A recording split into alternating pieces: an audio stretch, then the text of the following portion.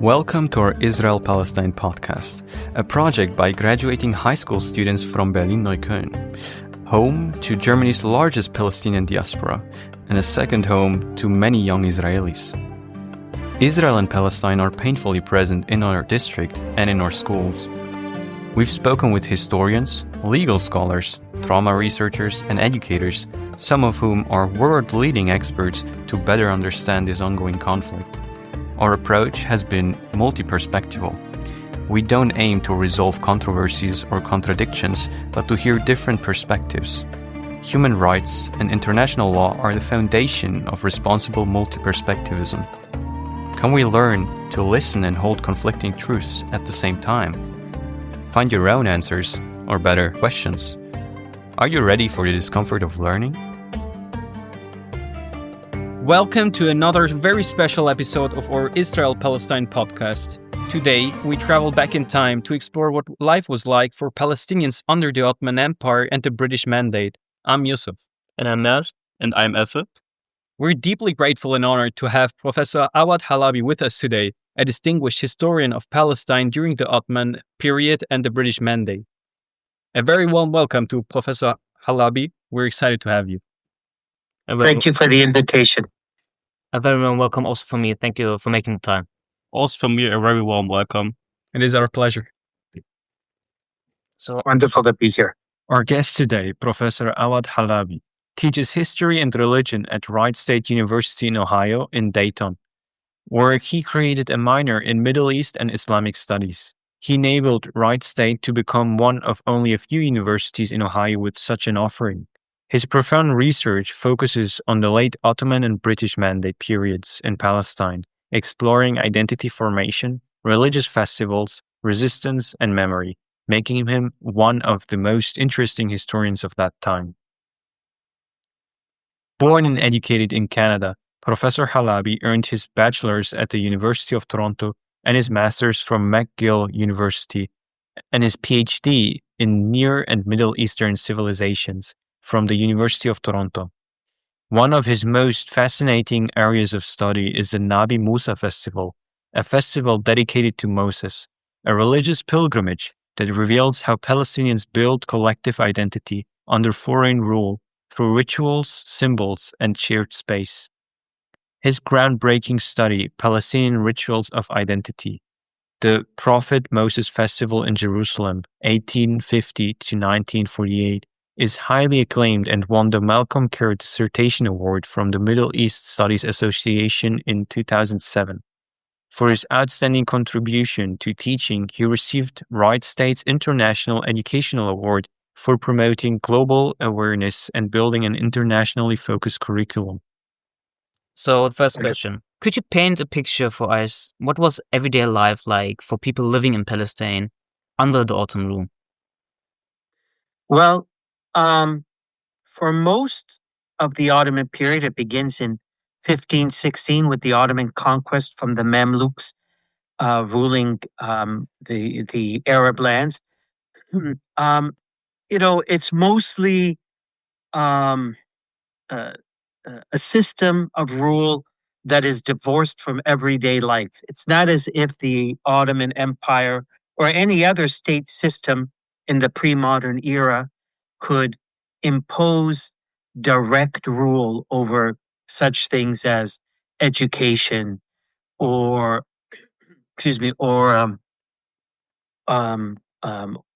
other than supporting certain infrastructural projects and taxation once a year. So for most of the period, people didn't really experience Ottoman rule immediately, other than engaging in the large building projects they may have sponsored or taxation once a year. But this would change in the mid-19th century when the Ottomans promoted a modernization project where they adopted European Western institutions of government to more immediately and directly govern the populations. Through these new institutions, establishing municipalities. Jerusalem, where I was born, was one of the first municipal institutions, municipalities to be established in the Ottoman Empire, and electing mayors, city councillors. Then you would have parliaments, the first Ottoman Parliament and the first Ottoman Constitution in 1876 was established, and you had elected members. You began to have government institutions like post offices, telegraph lines being established, more construction of and promotion of international trade and commerce. And that's when the nature of Ottoman rule changed for more people. They became more directly involved in relations with the Ottoman government, which was now a modern state, especially after the introduction of new land laws, which permitted the private ownership of land. Previously, before the mid-19th century, peasants and the Ottoman Empire was, until its fall after World War I, a predominantly rural, agricultural empire and population. Before the mid-19th century, most peasants lived on the land, but they didn't own the property. The ultimate owner of the land was the Sultan. Excuse me. And they had the right to profit from the land. They could till it, farm it, sell sell what they produced, but they didn't own the land, and they could give it as an inheritance to their children, but they didn't own it as private property. After the mid-19th century, private property is introduced, and that's where you begin to see wealthy landowners accumulating large properties, and they are sometimes absentee. They don't live on the land or near these villages. And so they could trade land, they could sell it, and the peasants could be evicted from the land, which was something that didn't happen before in the pre-modern era. Another major change, I think, in the late Ottoman period was the introduction in the late 19th century of a wider press, where you now have Arabic, Ottoman Turkish press, as well as in other parts of the Ottoman Empire, Ladino, the language of Spanish Jewish immigrants to Istanbul, Armenian, and you have within Palestine an Arabic press that is beginning to debate issues of identity. And one of the most important and widely circulated publications was a newspaper called Philistine. So identifying themselves with the region, a specific region of Palestine. It's also a time in the mid-19th century, there's more European consuls and embassies opening, greater trade with European countries, as the Ottoman Empire is incorporated into a global world economy. New European immigrants or merchants coming and living in Palestine, they will influence such things as fashions and architecture, where wealthier Arab people, Muslims, Christians, and Jews are building homes in a European style of architecture. And so on the eve of the fall of the Ottoman Empire in Palestine, they were debating creating a tram that would link Jerusalem to Bethlehem. They had established electricity and telephone service in most large cities, and certainly telegraph service, postal services. So life at the end of the Ottoman Empire was far more Western-oriented, modern-oriented than it was in previous generations. You've already touched the topic of land ownership in Palestine. Could you describe the social hierarchies within Palestine society at the time, and who were the major landowners, and how did class or status, family status, influence daily life? Yeah, that's a good question. Most people were rural and agricultural. Most people depended on what they produced. They were engaged in subsistence agriculture. So what they grew, they sustained themselves on, or they could trade in a local, regional, or local economy. And so, but there were wealthier elite, what are referred to as the elite in Palestine, who owned large tracts of land, or who were able to dominate the prestigious and lucrative positions in religious authority, and then increasingly in the modern government institutions, serving as mayors, municipal councillors, in the administration of the of Ottoman administration after the mid-19th century as it expanded. And these wealthy families, some stretched back centuries, some were newer, who were able to take advantage of trading in a larger global economy and became wealthy because of trade in international produce in trade internationally. And these families, the Husseinis are the most prominent, for example. They stretch back centuries. They had prestigious religious positions, such as sheikhs at the Al-Aqsa Mosque, or the Mufti, the chief religious legal representative in Jerusalem.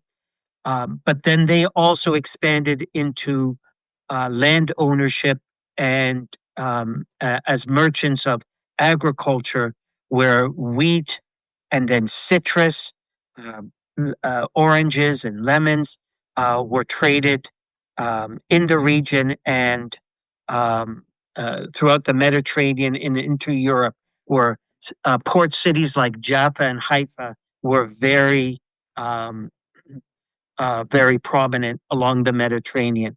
So there really isn't any kind of class identity at this time.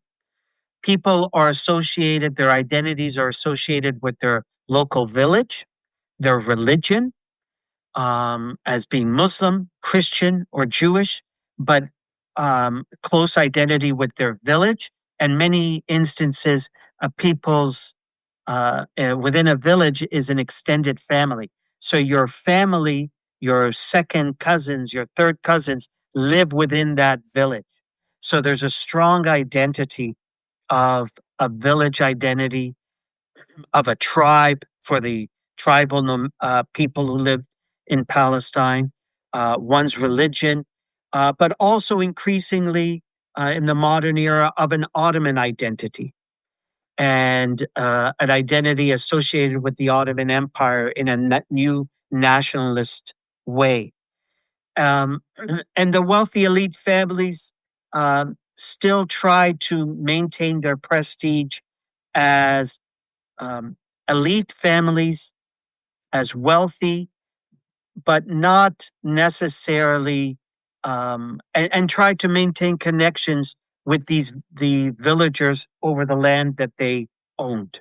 So it was really stratified between a large rural population, a growing urban population, especially in the port cities, and these wealthy elite families that dominated religious and administrative posts, wealthy landowners in most big cities. And then it becomes, we also have to include the Christian and Jewish minorities that were at varying degrees interacting with the Ottoman state, and some Jewish some Jewish people in Ottoman Palestine could be part of Ottoman administration, increasingly owned land, as well as wealthy elite Christian notables as well. To follow up, could you tell us more about the Ottoman land reforms and what they changed? So what they changed is that now they made a person could own private property, where previously peasants and anyone who worked on the land had to produce agriculture to be able to profit from it, but they didn't own it. But now, after the 1850s, you could own private property. And you didn't even have, before that, if you didn't produce agriculture on the land, you would lose your right to farm the land. But after 1850, didn't matter what you wanted to do with the land, it was your own land. It was a very Western idea of land ownership.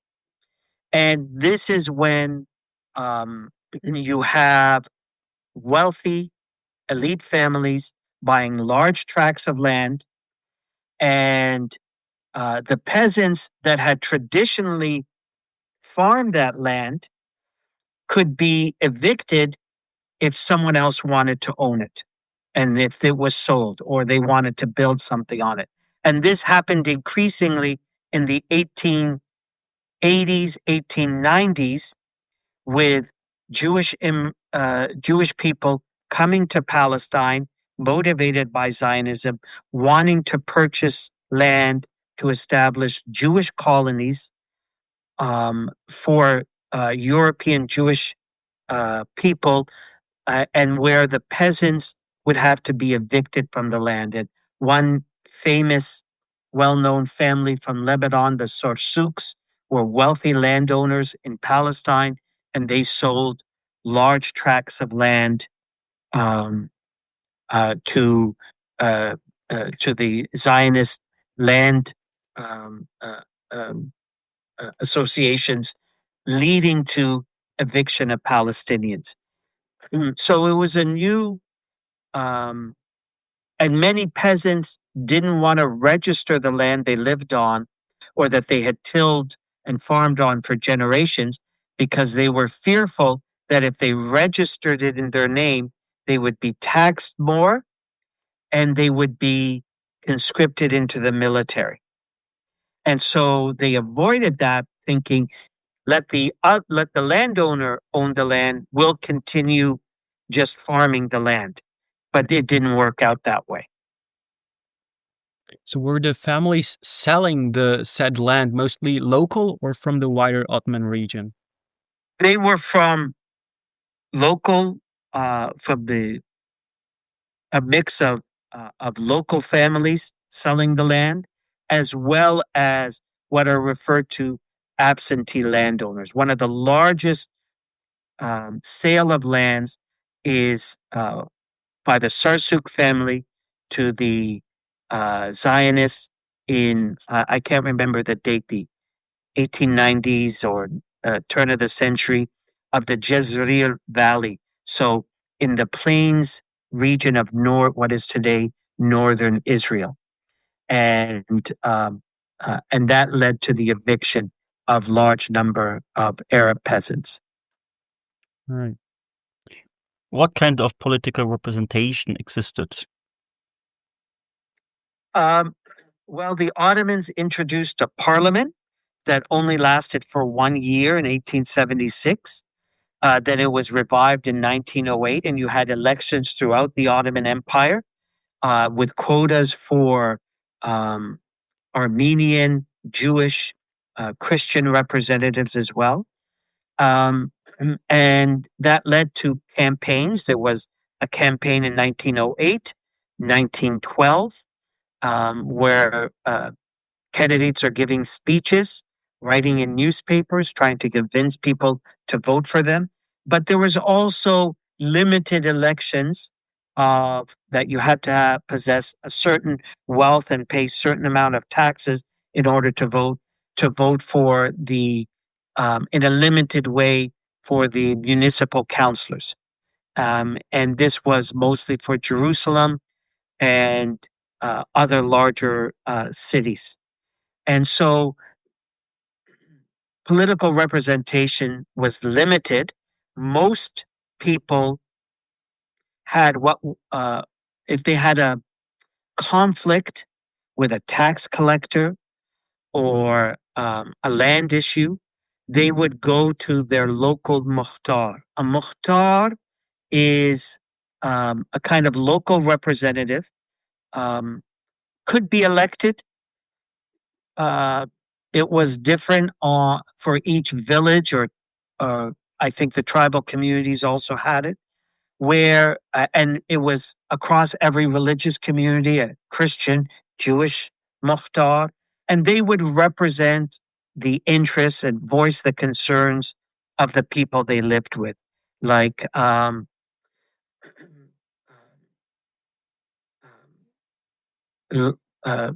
their local villagers regarding issues of tax disputes or land disputes or land sales, or maybe feuds as well between families. So they served more of that intermediary role between the local population and the government, as well as religious leaders. A local religious Muslim sheikh or a Christian priest or a Jewish rabbi would represent their community to the Ottoman Empire. The Ottomans had established this system called the millet system, that each community could practice their own religious beliefs, and each community would have a religious representative. For larger cities, a bishop, for example, would represent the Christian community. The chief rabbi of Cairo would represent the Jewish community in Cairo. The Armenian patriarch would represent the Armenian population. And but also on a local level, religious figures could kind of serve as that intermediary role for each community. So elections were limited and really didn't exist until for only wealthier people and into the late Ottoman period.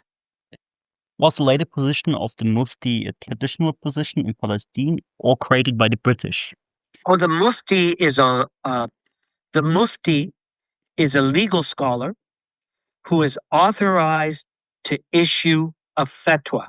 A fatwa is a legal opinion. It's not law. It's not considered part of the officially Sharia. It's not Islamic law. It is rather a legal opinion. And so a mufti in any large city or a mufti anywhere could issue a legal opinion about various topics, about various issues. And muftis had always existed throughout, especially Sunni Islamic tradition. And this, even though the mufti under the British period, Haj Amin al-Husseini is the most prominent or notorious, this is a long-standing position within the Islamic legal tradition. And the Husseini family had dominated that post, a very prestigious and lucrative post of being the Mufti of Jerusalem for some centuries. Was Husseini installed by the British or chosen by the Palestinians? Oh, well, in the Ottoman period, they were installed or by the Ottoman authorities. In the British period, they were installed by the British. And so the British regarded the Mufti of Jerusalem as the unofficial representative of the Palestinian population, because they saw the Palestinian population as mostly a Muslim population who were only concerned with religion, because that's how they regarded all the people they had colonized. That they weren't, they didn't have political ideals. They couldn't organize on a national level. They were just simply only concerned with religion. And therefore, they would be satisfied with a religious representative. Of course, Palestinian politics became far more complex and involved and developed into a nationalist movement. But the British kept wanting to only treat the Palestinians as a religious community. And so they installed the Mufti of Jerusalem, being sometimes referred to in the British as the Mufti of Palestine. So he took on this role as being the unofficial representative of all Palestinians. So they didn't just treat it as a religious position, but as a political position, but they still kept wanting to treat Palestinians as just a religious community, that as long as they allowed them to keep praying and worship, they wouldn't be concerned that of the Balfour Declaration, their mass widespread opposition to Zionism and British colonization. Moving on, you've written about women in public spaces. Were women involved in public life, and what were the gender roles like during the late Ottoman and Mandate times? Oh, it was a very patriarchal society amongst Muslim, Christians, and Jews.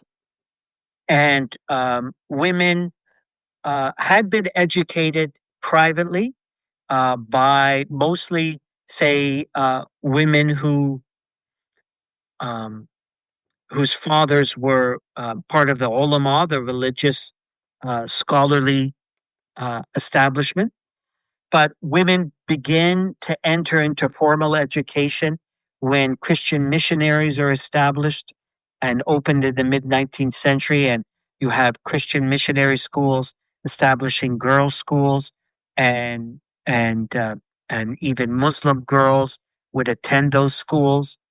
The Jewish community began to establish their schools that promoted a secular education around the mid-19th century and later.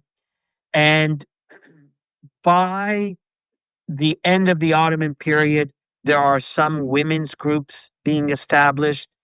This is mostly in Beirut and Cairo. They're the center of, and Istanbul as well. They're the centers of women's literary productions and publications. And there are some small groups in Jerusalem led by the women of these elite families who've gained an education now. In the Ottoman period, girls' education expands, but the British don't really invest in public schools much. The women become politically active in response to their Palestinian national identity and their opposition to British colonialism and Zionism. Some of the first women's organizations are focused on protesting the British and supporting the larger nationalist movement. And these are mostly led by wealthy elite families, the women of the wealthy elite families. And they become active in the 1936-39 Arab Revolt, where they raise donations to help poor families, or because there was a 6 months general strike before the revolt. They even support the fighters, as well as there are some women from rural communities who actually engage in fighting and take up arms as well. And women clearly have, there's an identifiable women's movement in Palestine by the 1940s, and that is accelerating. And so it was limited, but it was for the Arab population far more advancing. You've done groundbreaking work on the Nabi Musa Festival. What are the origins of the festival and what was it about? Well, the festival celebrated and worshipped the tomb of the prophet Moses, and located west of Jericho, south of Jerusalem, in the desert region, in that arid desert region, on the road towards the Dead Sea. And in Islamic tradition, there's a long history and tradition of venerating the tombs of biblical figures from the Hebrew Bible, from the Christian Bible that are recognized, like John the Baptist, Mary, venerating, seeing Jesus as a prophet, as well as worshiping the tombs of local revered figures, such as Sufi leaders, leaders of mystical branches of Islam, and local holy figures. And so it would be very common to see a Muslim worshiper at a tomb of a local Jewish holy figure, or recognizing a prominent holy site mentioned in the Bible. And so, because Islam is tied to that larger biblical tradition of recognizing Abraham as the patriarch of the three monotheistic faiths. And so there was a long tradition of people worshiping at holy sites, commemorating a site mentioned in the Bible or the Quran, or worshiping a holy figure mentioned in the Bible or the Quran, a prophet, a family member of a prophet.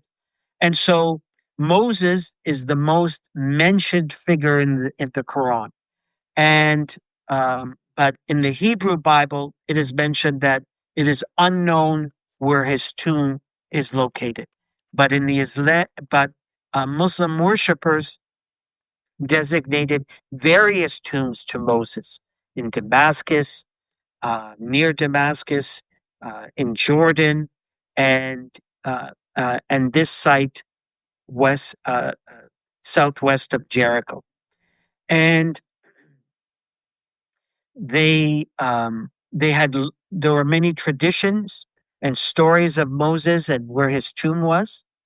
And this site was established as a shrine by the Mamluk Sultan Baybars in 1269, where a tomb and a mosque was built with a dome over it, where then pilgrims came and worshipped at it they began to come every spring. And it was mostly pilgrims from southern Palestine, from Jerusalem and that area, coming to visit it, worship there. Sufis would come and play their instruments and conduct their mystical dances there. It is later, under Ottoman rule, a large wall and courtyard was constructed with rooms for almost a couple hundred people to live in, with various cells. And they would have a large feast to feed the pilgrims. And so it was a very festive atmosphere, because people would go there with their family, with their villages, and celebrate there.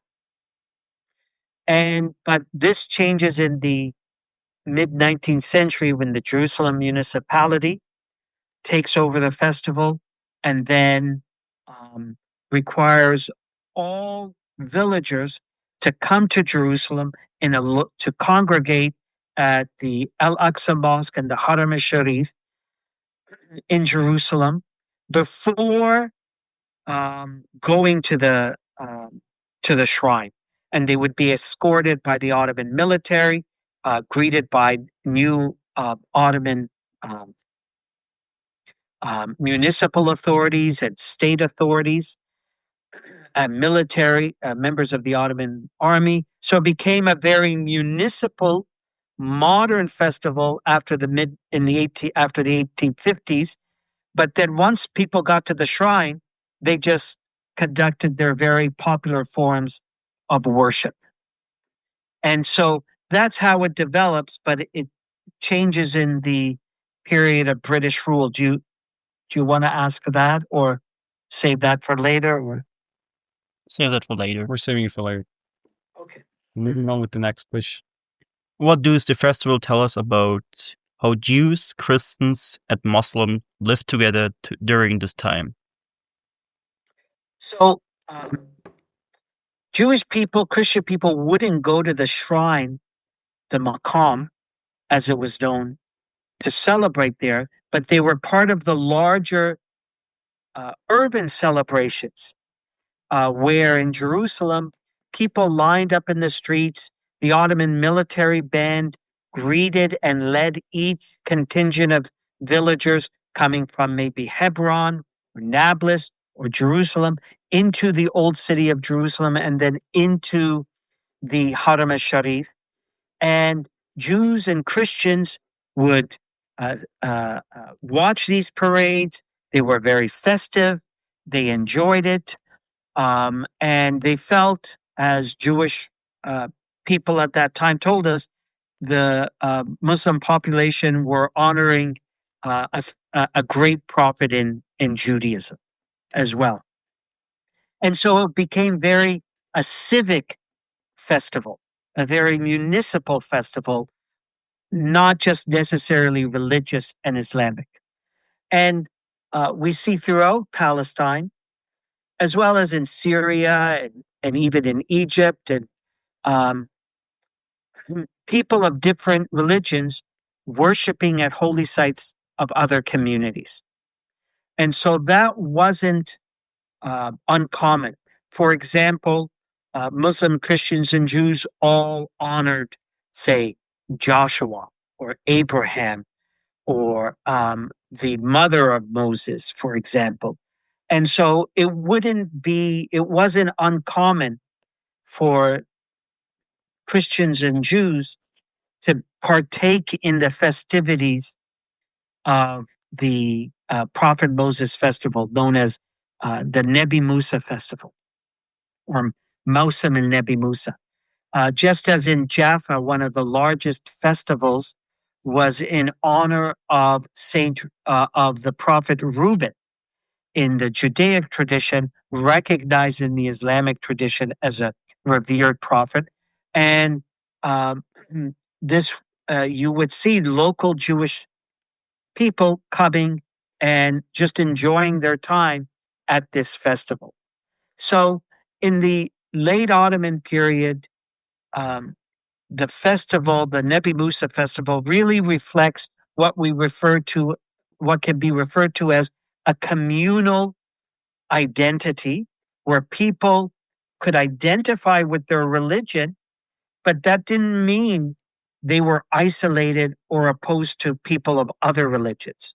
And it became a very civic identity where in Jerusalem, Muslims, Christians, and Jews could enjoy the Nabi Musa Festival, or they could enjoy as a picnic a local Jewish festival that was held every year that Christians and Muslims regularly attended at a shrine of a local, of a historic Jewish figure from the Roman era that the Jewish people worship, but Muslims and Christians went there and enjoyed it too as a picnic. And so that was the kind of civic identity that developed before World War I. And then that becomes shattered after World War I, where the British introduced a sectarian identity. Sectarianism is a political system in which your religious identity is your political identity, that you're not encouraged to identify with or recognize other people outside of your religious or ethnic group. And so suddenly, a Jewish person wasn't seen because of British rule, the introduction of the Balfour Declaration that called for the establishment of a Jewish homeland in Palestine when 9/10 of the population is Arab. It promoted Zionism, establishing this Jewish homeland. Suddenly, a neighboring Jewish person isn't just your neighbor. They are seen as a national threat to you because the political system divides people up between religious and ethnic communities. And the British are giving all these political advantages and promoting the political nationalist movement of Zionism against the interest of the 9/10 Arab, Muslim, and Christian population. And so the British promote laws such as allowing Jewish people to immigrate to Palestine and gain citizenship within 6 months, allow the Zionist leadership to purchase land more easily, to evict people from the land, and discounting any kind of democratic institutions that were slowly developing in other areas under British rule, such as in Iraq or in Egypt or the French in Lebanon and Syria. So what we really see is a shift from communal and civic identity in the Ottoman period to the period of British colonialism of sectarianism, which far more divided people. Could you elaborate on the festival's development during the British period? How does it reflect Palestinian society? Through the British period, the festival became this large public celebration that different Palestinian national groups wanted to co-opt or transform into a nationalist political movement because it was public. You could make it incorporated into what is referred to as a public sphere, where people are chanting anti-British, anti-Zionist slogans, identifying with their Palestinian identity. And they could, the British were always anxious of the festival. 1920, there was a large riot that erupted, killed 5 Jewish people, 4 Arab people. There really wasn't much violence after 1920, and but it maintained its for many pilgrims, it was still primarily a religious event, but it could be a religious event that could transform into a political nationalist event as well. And this expanded in the 1930s when the Mufti, Haj Amin al-Husseini, who had a prominent role in the rituals in Jerusalem in Jerusalem, as now thousands of people came into the city to worship. He expanded the festival by officially inviting pilgrims to come from cities that had never really worshipped at the shrine, or participated in the festival, such as Jaffa, Haifa, as well as cities in northern Palestine, and Safed, for example. And now they arrived not just as pilgrims, they arrived with their local scout youths. And the scouting movement became kind of an adjunct, an addition to the nationalist political movement. These young people joined these scouting groups because they really couldn't join a political group. Political parties may have been illegal. They joined the scouting group to stress their Arab identity, their increasing calls for militancy against the British and the Zionists. And so they proudly led the pilgrims in parades, playing their instrument of drums, bagpipes as well, holding up banners in which banners that made their Arab identity, not just Palestinian identity, but larger regional Arab identity very strong and clear, and their anti-Zionism, anti-British British colonialism, condemning British colonial rule, condemning the Zionists. And so that's when in the 1930s you see a far more, the Nabi Musa Festival becoming far more integrated into national politics. But many pilgrims, their focus was still on worshiping at the shrine of Moses, because it was believed the shrine possessed barakah. Barakah means blessings, that if you gain proximity, touch, or pray at the tomb, the prophet Moses' blessings could heal a sick child, could give you good fortune.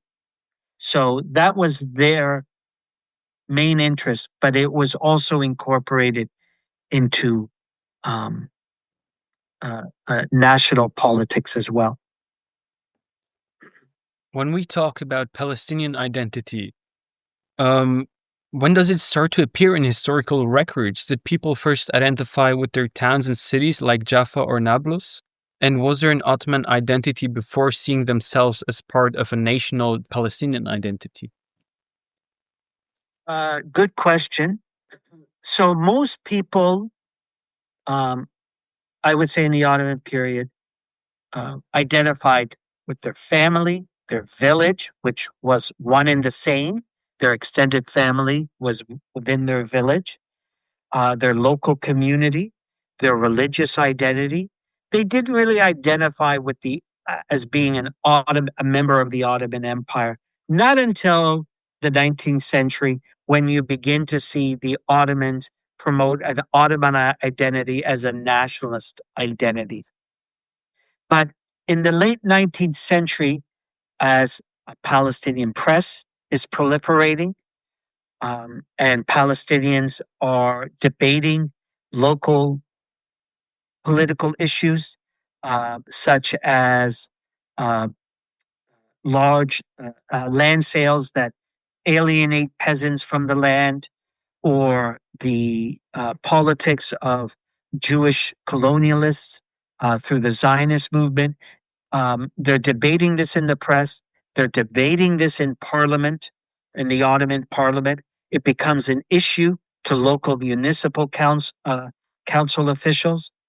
That's when they are increasingly solidifying their Palestinian national identity.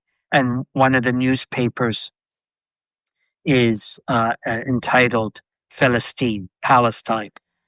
That term, Palestine, had been used since the early Islamic period, first under the name Jund Palestine, the region of Philistine, of Palestine. And different religious scholars and people geographers would refer to it as Palestine, but people didn't call themselves outright Palestinians. They identified with a local village, a city, a religious community. But by the late 19th century, we have overlapping identities.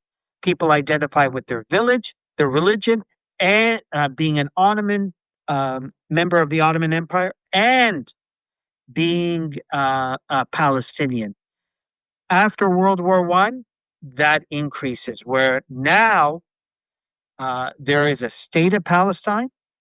It's under British occupation, and the threat of Zionism wanting to turn it into a Jewish homeland already accelerates and makes it clear that the local Arab population has to associate with their Palestinian identity.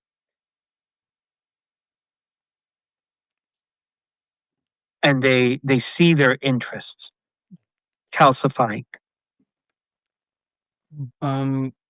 How did Palestinian leaders and communities react to the emergence of Zionism in its early years?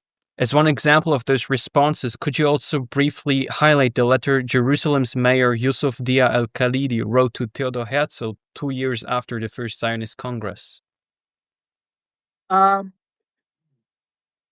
So early on, when Jewish colonialists were coming into Palestine in the 1880s, 1890s, it attracted attention. And it began to attract attention. But these colonialists, they still hired Arab people. They didn't always evict Arabs from the land they purchased, the colonies they purchased, but they increasingly would, and that would increasingly cause tensions.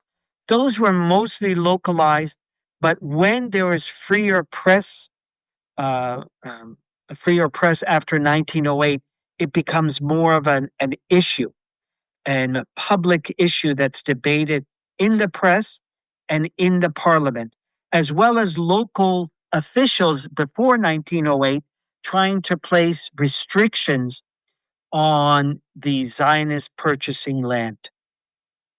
I think the letter by al-Khalidi is very interesting because he tells him outright he recognizes a Jewish connection to Palestine and doesn't say Jewish people shouldn't live in Palestine. He was explicitly against Zionism and not against the presence of Jewish people. And it was even believed by many that Jewish people from Europe would bring investment into the country. They had knowledge of Western sciences. They were seen as people who could benefit the local area because of their extension to Europe.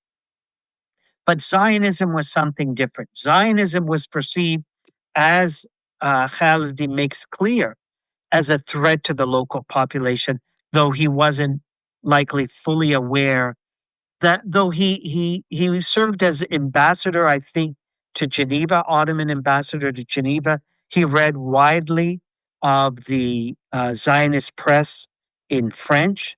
So he was familiar with what the Zionists were saying. They wanted to make Palestine fully Jewish, where the Arab population didn't exist, were ignored, or should be expelled, or lived as just workers on in a Jewish Palestine. So he was aware of what they were saying. And so he asked him to respect that a local population would never agree to this and that would only lead to conflict. And he kind of makes a plea to him. I forget the language he uses, almost a religious plea Like, please don't do this. It's going to create conflict for everyone. And so I think at the core, Palestinians still to this day make this argument that they're not against Jewish people. It was never a response to not wanting Jewish people on the land or anti-Semitism. They prayed alongside Jewish people. They lived as their neighbors. The Jerusalem municipality in the Ottoman period celebrated the end of Shabbat every end of Shabbat by having the Jerusalem Municipal Band play in Jerusalem. And so it wasn't an issue of relations with the Jewish community. It was a response to Zionism, that it is its intention to transform Palestine into a Jewish homeland. What is a settler colonial movement? He recognized what Zionism represented as a settler colonial movement, that as all settler colonial movements, without using that word, want to transform the land they colonize into the image of the colonizer, usually a European colonizer, but settler colonialism isn't restricted to Europeans at all. And where the native population has only a few options to accept fewer rights or to be expelled. Going back on the letter of Khalidi to Theodor Herzl, doesn't he also say that the idea of Zionism, quote, was in itself only natural, beautiful, and just? And he does acknowledge the struggle for self-determination, but doesn't think this can be realized without violence? Yeah, I think he understood what Jewish people were going through in Europe, and the pogroms, the anti-Semitic attacks against them, as well as the need for the Jewish people, the connection of the Jewish people to Palestine, or Eretz Israel, the land of Israel in Hebrew. So he understood that it's not wrong for Jewish people to have a connection, or for over the centuries, Jewish people coming from Europe or other parts of the Middle East immigrating to Palestine. And when they would immigrate, they would learn the Arabic language, end up eating the same foods, and they lived as Arabs. They were culturally Arabs, as there were Arabs in Egypt, in Iraq, in Syria, in North Africa. And this is, so he was recognizing that, saying it's not your Jewish connection to Palestine is the issue. It is this, what I'm reading about in these newspapers of the plans to convert it into a Jewish homeland for Jews with political sovereignty in the modern nationalist understanding of sovereignty for Jewish people, where the Arab people are either not discussed, ignored, or what the Zionists themselves refer to as the Arab problem, or the Arab question. What do we do with the Arab people? Some said they could live here, but they have to accept us as the rulers. Others said we could, as Herzl himself said in his diaries, spirit the penniless peasant population out of the country, drive them out. So Halabi recognized that, and I think even other Zionists, other Arab Jews recognized it. Where other Arab Jews who were sympathetic to Zionism, sympathetic to Jewish people living on the land, returning to Palestine, believed, like Yusuf Diya, who was a Jewish a broker he was from Damascus, and he was from Damascus, and he would purchase land for the Zionist movement. And he had close connections with the Arab mayor. He served with him on a council to raise money during World War I for poor people, and to help in various projects. So he was very close to the Arab mayor of Jerusalem. But he also purchased land for the Zionist movement. But he and other Arab Jews said, you should come to this country, but you should learn Arabic. And then we're going to set up a Jewish community, but within a larger Palestine or a larger community. We don't have to drive people out. We're still going to do business with them. We're going to be their neighbors. But Zionism, as a European nationalist movement, only understood that one nation has to maintain supremacy, has to maintain control. And when it extends that control in a colonizing movement, it's known as settler colonialism. But to Arab Jews who are sympathetic to Zionism, if not fully involved in Zionism, as Al-Entabi was, it led to, they were very critical. They said, come, but accept, learn Arabic, integrate, be immigrants, not settler colonialists. That was the difference. After World War I, the British took over Palestine. What changes did that bring for local Palestinians, politically, socially, and economically? Basically, the British were committed to establishing a Jewish homeland in Palestine that they envisioned would be under maybe British control, that they had to make this promise to establish a Jewish homeland. As well, in order to fulfill it, they couldn't allow Palestinians to gain democracy. They knew that democracy would lead to the end of the Jewish national home project they promoted. They didn't envision Zionism or the Jewish national home in the same way the Zionists did, where Arabs would be second-class citizens or expelled, but they believed in the idea that one day it would become a Jewish homeland. They promoted Jewish immigration. They allowed more Jewish land ownership. They invested in Jewish infrastructure, such as electricity and water projects. They made it easier to evict Arabs from the land. Essentially, they were fashioning the Jewish Zionist settler colonial project. Maybe not as extensively as the Zionists wanted, but they fulfilled it in three ways. One, allowing Jewish immigration. Two, suppressing Arab democratic ideals and institutions. Three, allowing Jewish land ownership more extensively, and related to that is overall the British suppressed militarily any Arab resistance.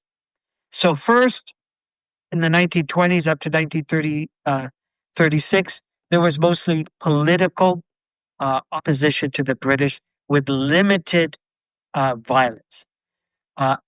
From 36 to 39, there's a wide-scale Arab revolt against the British and the Zionist movement. But the British suppressed that as well.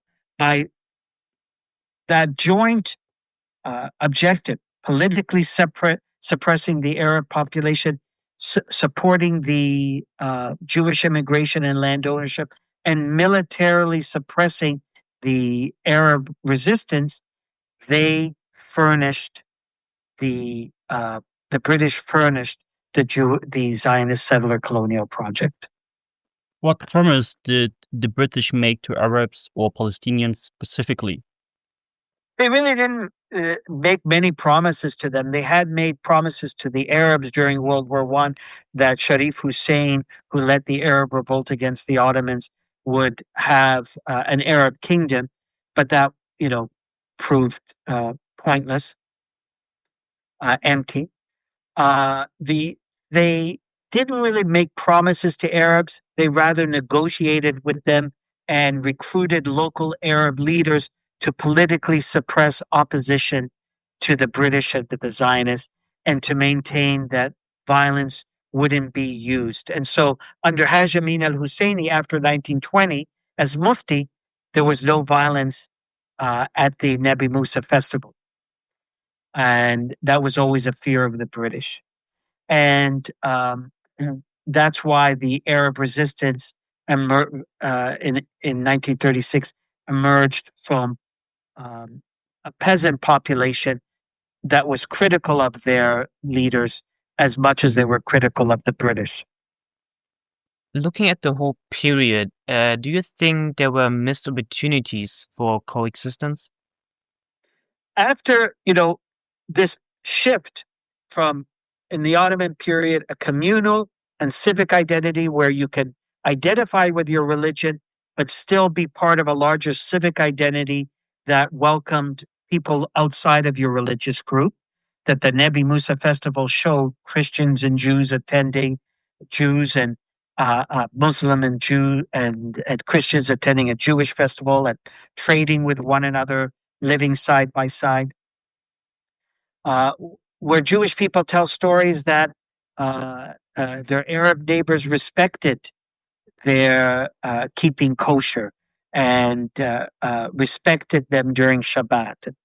That changed under the British in a sectarian system where your religious identity was your political identity. And I think a missed opportunity was in 1920, after the 1920 riots at the festival. It brought in a new mayor, and the new mayor, Nashashibi, met one of the leading Zionist officials. And he said to him, why don't we see one another as Palestinians? And he didn't mean an Arab Palestinian. He meant where there could be a Jewish mayor of Jerusalem and an Arab vice mayor. Or in another city, an Arab chief of police and a Jewish or Christian council members. That in the end, we were nationally all Palestinian, but your religion didn't matter. You didn't have to be Jewish. You didn't have to be Muslim or Christian mayor or of a city. And so the Zionist representative wrote in his memoirs, he came into my office and said this, but he wants us to see each other as Palestinians. This is why, he said, the Zionist representative said, we have to be against democracy, because democracy will mean we're just, the Jewish people will just be a minority, and there could be an Arab mayor, a Jewish mayor, it didn't matter. We want, he said, instead, our Zionist goal to maintain control of the land. That was a misstep.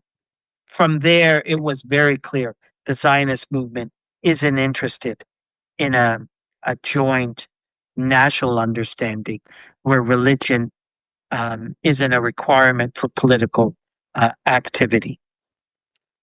Last but not least, could you share with our listeners what in your research amazes you the most and gives you the most hope?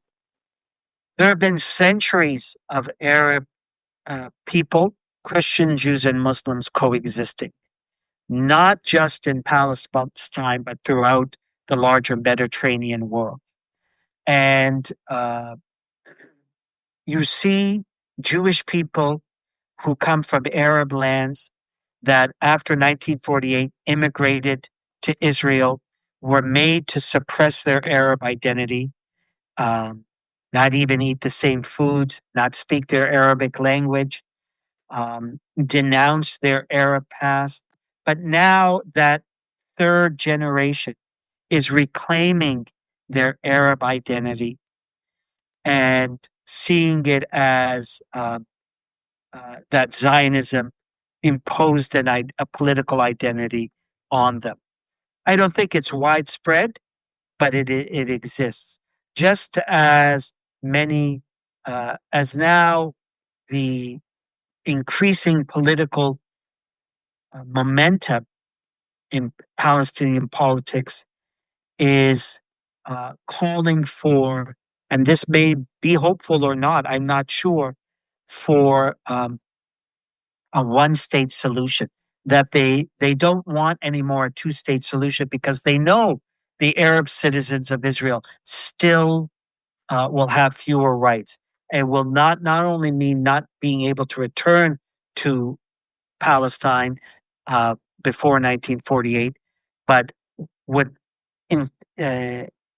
inherently have fewer rights, be seen as second-class citizens. So they want equal rights for all people in the land between the river and the sea. I don't know if it's fanciful, but I think it's a more just solution. With that being said, this marks the end of our podcast. We're deeply grateful for your time and the knowledge you've shared with us. We've learned a lot today. Thank you, Professor Halabi. Thank you very much. It was great talking to you guys. I wish you the best of luck in your remainder of your podcast. Thank you for listening. If this conversation was meaningful or unsettling, if it left you with answers or more questions, feel free to like, share, and subscribe. See you next time on our Israel-Palestine podcast.